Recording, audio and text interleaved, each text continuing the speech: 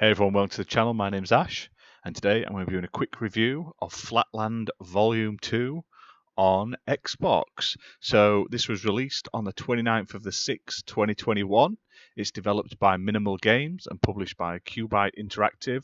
And we've been lucky enough to get a review copy for this video, so big thank you to them for that. So I'll quickly jump into the description and I'll get into the review because it's quite a fun little game this. So fast-paced, hardcore platformer game featuring handcrafted levels and lightning-fast respawns. Help Square in crossing the most dangerous part of Flatland, the Flooded Wells. So it says controls are simple and accessible, but with several layers of depth to master. A lot of items to collect and new game modes to unlock. Lightning-fast respawns keep you in the flow, even in more difficult levels. And challenging, fast and fun gameplay.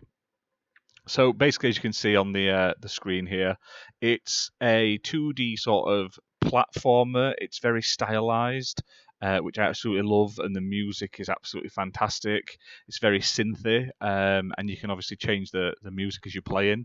Now, it kind of reminds me of Super Meat Boy, in the way you sort of like it's so fast paced and you're sort of jumping over the spikes and the sort of spinny blades and stuff trying to kill you, but it's got a much more sort of like futuristic and sort of polished look about it, and I really like that. Even though it's minimalistic, it's really, really addictive and fun to play. And you don't just have jump in, you can sort of sprint, you have like a dash ability and stuff like that early on in the game. So there's all sorts of different ways to sort of play this. There's things that drop, like spikes drop from the ground that you have to avoid. There's one point there's levers that you trigger by dashing to drop the platforms and stuff like that. So you have to be really clever. I mean, it's on the screen right now actually, and you have to sort of dash to make sure you get another platform to spawn basically. Now, there's also secret levels that you can find in each area, which is what this video is showing now. They're like little short areas, and you have to get the cube and then head back to the beginning to sort of complete the sort of side mission.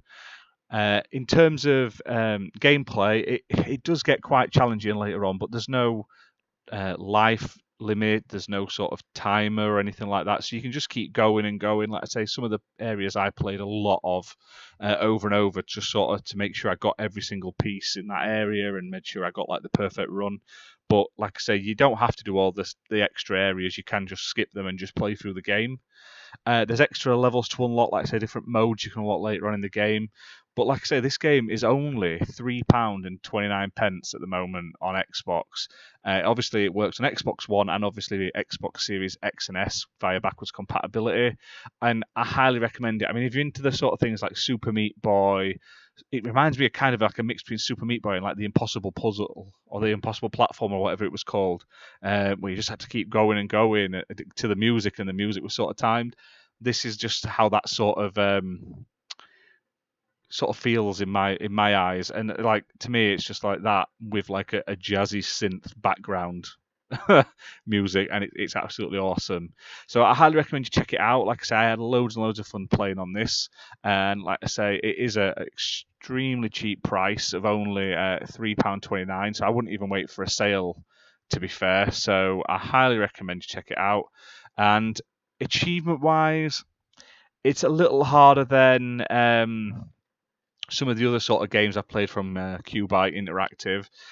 It all depends on how good you are at the game. Like I say, if you just want to play through it, you'll unlock a good handful of achievements pretty easily. Some of them obviously are a lot harder, like you get an achievement for completing each of the bonus levels, so you have to find them and then complete them, and some of them are tricky to get to or just to complete. There's like I say, the rest of it is just sort of finish the levels, the sort of standard stuff. So as long as you're able to play through it and find all the bonus levels, you'll easily rack up the achievements. But I haven't been able to get them all yet, so I couldn't give you a time frame.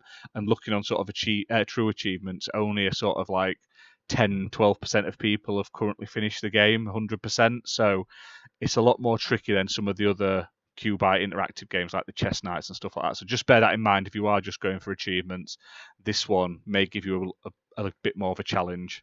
But then that, definitely check it out. This is a solid 8 out of 10 2D indie platformer. A lot of skill required, but you can have fun if you don't have any skill like myself.